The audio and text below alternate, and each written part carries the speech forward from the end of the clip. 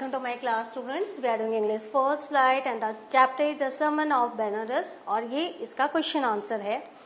Let's start the question answer.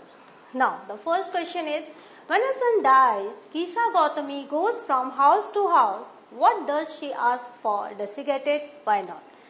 जब किसा गौतमी का जो बेटा था वो मर गया तो वो हर घर पे गई. उसने क्या पूछा? क्या उसे वो मिला जो उसने चाहा? नहीं मिला तो क्यों नहीं मिला? When Kisa Gautami's son died, she goes from house to house asking if she can get some medicine that will cure her child. वो माँ है, उसका बेटा गुजर चुका है, वो घर घर जाके पूछ रही है कि कहीं किसी के पास कोई दवाई है कि उसके बेटे को फिर से जीवित किया जा सके. No, she doesn't get it because her child is dead and no medicine can have brought him back to life. नहीं, उसे दवाई नहीं मिली क्योंकि उसका जो बेटा था वो मर चुका था और कोई भी दवाई दुनिया की उसे फिर से जीवित नहीं कर सकती. Question 2. Kisa Gautami again goes from house to house. After she speaks with the Buddha, what does she ask for? The second time around, does she get it? Why not? किसा गौतमी फिर घर घर गई. आफ्टर स्पीकिंग विद बुद्धा से बात करने के बाद उसने फिर क्या मांगा? क्या उसे मिला सेकेंड टाइम? नहीं मिला तो क्यों नहीं मिला? Buddha asked Kisa Gautami to get a handful of mustard seeds from a house where no one has lost a child, husband, parent or friend.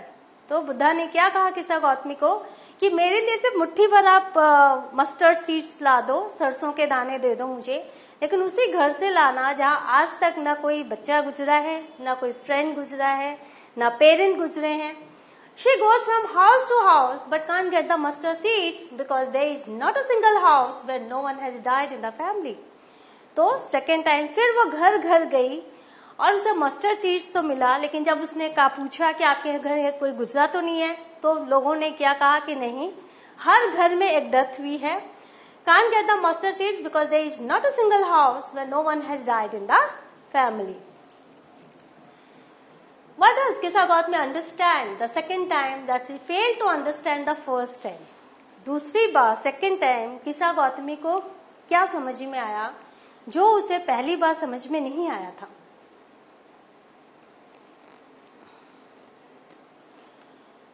किसा Gautami understand the second time. Kisa Gautami को दूसरी बार ये समझ में आया that death is common to all. ये सबके लिए मृत्यु बहुत ही कॉमन है. And that she is being selfish in her grief. और वो अपने दुख में बहुत ज्यादा सेल्फिश हो रही है, यानी वो दूसरों का नहीं सोच रही है, वो अपने दुख में ही है.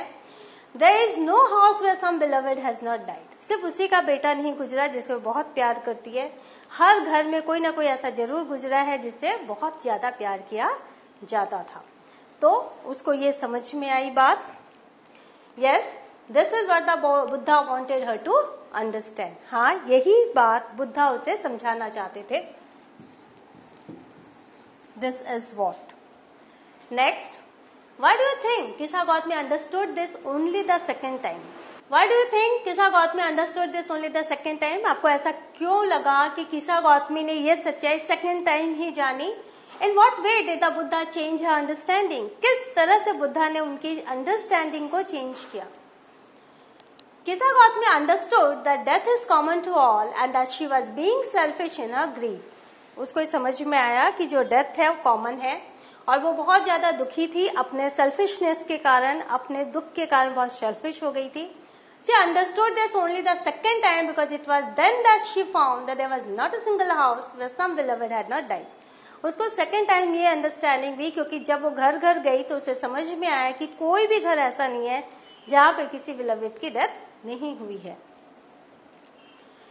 First time round she was only thinking about her grief. पहली बार वो सिर्फ अपने दुख के बारे में सोच रही थी and was there for asking for a medicine. और इसीलिए घर घर जाके दवाइयां पूछ रही थी that would cure her son. वो ये समझ नहीं रही थी या समझना नहीं चाह रही थी कि उसका बेटा बीमार नहीं है, बेहोश नहीं है, वो मर चुका है. तो इसीलिए वो घर घर जाके मेडिसिन पूछ रही थी. When she met the Buddha, he asked her to get a handful of mustard seeds from a house where no one had died. जब वो बुद्धा से मिली, बुद्धा समझ गया इसके दुख को दूर नहीं किया जा सकता ज्ञान देकर, तो उन्होंने क्या कहा, उन्होंने कहा जाओ ऐसे घर से हैंडफुल ऑफ मस्टर्ड सीड्स लेके आओ जहां अभी तक किसी की मृत्यु नहीं हुई है. He did this purposely. उन्होंने ये जानबूझकर कहा to make her realize that there was not a single house where no beloved had died. कि उसको ये समझ में आए कि कोई भी घर ऐसा नहीं है जहां अपने प्रिय की मृत्यु नहीं हुई हो, and that death is natural. जो जन्मा है उसे गुजरना ही है, तो डेथ जो है बहुत ही नेचुरल है, सिर्फ उसी के साथ ऐसा हुआ है ये नहीं है. When she went to all the houses the second time, जब वो हर एक घर में गई second time, she felt dejected. उसको हर जगह हटाया गया, उसको डिजेक्ट किया गया.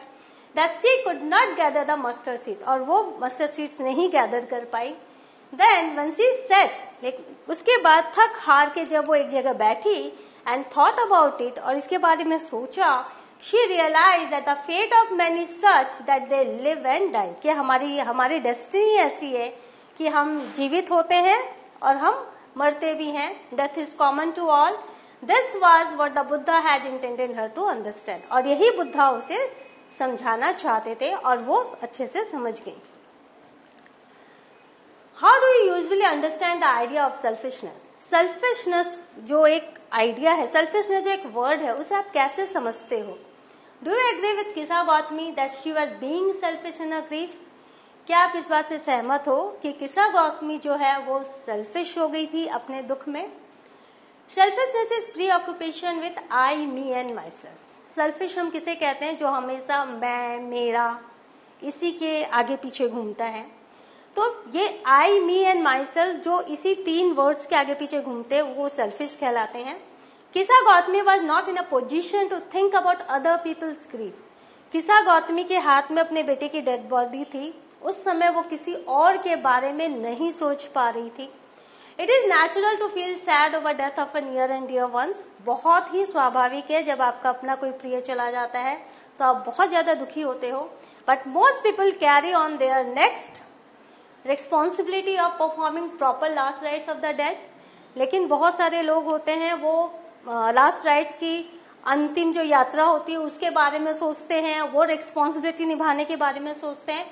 People seldom carry a dead body in the hope of some miracle happening to them. और बहुत कम लोग ऐसे होते हैं जो डेड बॉडी लेके हर घर जाते हैं कि कोई मिराकल हैपन हो जाए. The family and the society always come to be with those in hours of grief. और जब ऐसे दुख की घड़ी आती है तो फैमिली एंड पीपल, सोसाइटी सभी आते हैं. But later on the life goes on. लेकिन उसके बाद जीवन अपने पुराने ढर्रे पे चलने लगता है. But Kisha Gautami was so engrossed in her sorrow that she forgot to think about life members of her family and society. लेकिन किसा गौतमी इतनी ज्यादा भावुक हो गई थी अपने दुख से कि वो भूल गई थी उन लोगों के बारे में जो जीवित है, उसकी फैमिली में और उनकी सोसाइटी में. This text is written in a old fashion style. ये जो टेक्स्ट है वो पुराने तरीके से लिखा गया है, ओल्ड फैशन लिखा गया है. For it reports an incident more than 2 millennia old. क्योंकि ये एक ऐसे बुद्धा के समय की कहानी को इसने बताया है. Look for the following words and phrases in the text and try to rephrase them in more current language. तो जो पुराने यहाँ पे स्टाइल है उसको आपको नए जो मॉडर्न तरीका है उससे आपको रिप्लेस करना है based on how you understand them. और अपनी अंडरस्टैंडिंग के द्वारा आपको चेंज करना है. Give the medicine for thy child. यहाँ पर the, thy ये ओल्ड फैशन इंग्लिश है. Pray, tell me. Kisa repaired to the Buddha. There was no house but someone had died in it. Kinsman mark. ये है old style के ये phrases हैं, इस तरह से लिखा गया. इसको आपको मॉडर्न स्टाइल में करना है. Give a medicine for your child. ठीक है. Please tell me. Kisa went to the Buddha. There were no house where no one had died. Relatives, kinsmen relatives, and listen. Last is listen. तो इस तरह से आपने देखा कैसे old style को हमने नए स्टाइल में डाला. So, what have we learned today? We have done the question answers of the chapter. Now, in the next session, we will do both question answers. Till then, have a good revision of this and please go through the chapter. I will meet you in the next session. Thank you.